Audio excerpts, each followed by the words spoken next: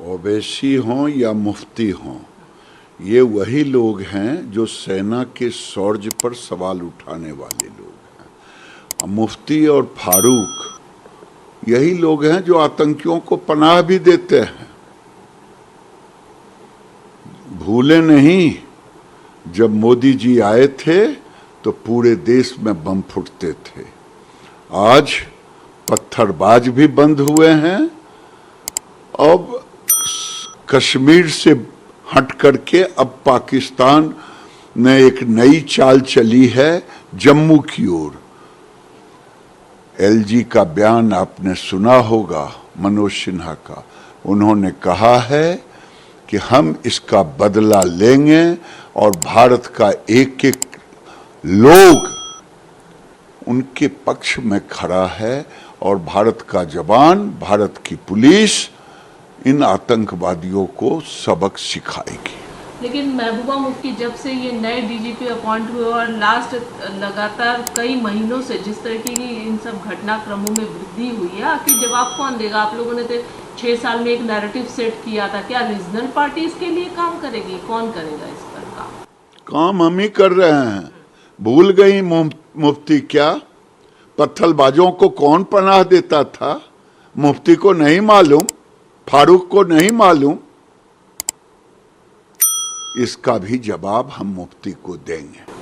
से जुड़ा हुआ है बिहार में जिस तरीके की घटना हुई, हत्या हुई मुकेश सहनी के पिताजी के, और उसके बाद अब आरजेडी लगातार कह रहे हैं कि कानून व्यवस्था तो आप लोग कंट्रोल नहीं कर पा रहे हैं। मनोज झा भी कह रहे हैं कि ऐसा है कि इस मामले में सीएम को जो है अब क्विट कर देना चाहिए क्योंकि आप लोगों के कंट्रोल में अब कुछ है।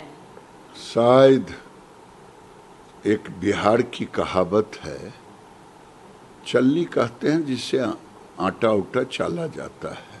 हमारे यहाँ है चलनी, कह रहा है सूप से जिसमें सहस्त्र छेद नहीं। ये वही लोग हैं ना जिनके राज्य में नवविवाहिता बेटियों को गाड़ी से उतार दिया जाता था, गाड़ी छीन ली जाती थी, वो शोरूम से गाड़ियां निकाल ली जाती थी।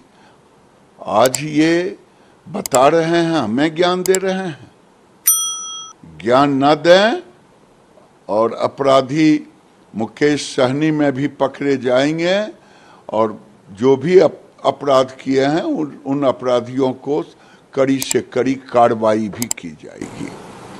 और खुल के बोल रहे कि धर्मांतरण की बात कर रहे हैं और मास निकाह की बात कर रहे हैं, इस तरीके की बयान अब सामने आ रहे हैं। क्या कैसे देखते हैं, क्या करें? मैंने पहले भी कहा है, आज भी कह रहा हूं, देश के हिंदुओं को अब ललकार रहे हैं। और मेरे पूर्वजों ने, और खास करके जो कांग्रेस के रहनुमा थे, भारत को तोड़ने वाले,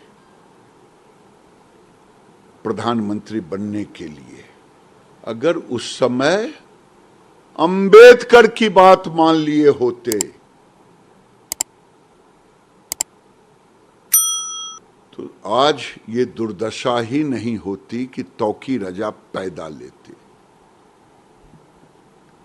ये तो अंबेडकर की अवहेलना हुई, अंबेडकर की नीतियों की अवहेलना हुई। उसमें राजेंद्र बाबू, अंबेडकर, पटेल, सबकी इच्छा थी 100% मुसलमानों को पाकिस्तान भेज दिया जाए।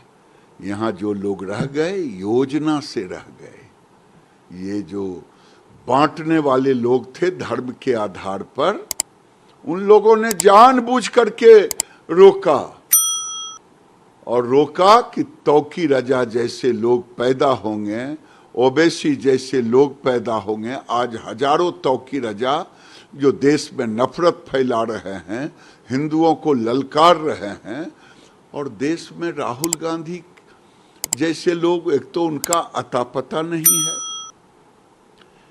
जो मुसलमानों के वोट को गर्व से कहते हैं मैं उसके रहनुमा हूं। आज कांग्रेस का, अखिलेश का, लालू जी का, सबका जुबान बंद है तौकी रजा के इशू पर, या फिर सुप्रीम कोर्ट के उस बयान पर जो तलाकशुदा मुस्लिम महिलाओं को भी जीवन भत्ता दिया जाए, और कह रहा है कि शरिया लॉ का ये विरुद्ध है, मैं सुप्रीम कोर्ट जाऊंगा। जुबान नहीं खुल रही है। ये पाकिस्तान है क्या? ये बांग्लादेश है क्या? तौकी रजा हिंदुओं को ललकारे नहीं, सब्र की परीक्षा ना लें। दुर्भाग्य रहा कि अगर आप जैसे लोग पैदा हुए और आज भारत में सांप्रदायिक सौहार्द को बिगाड़ने का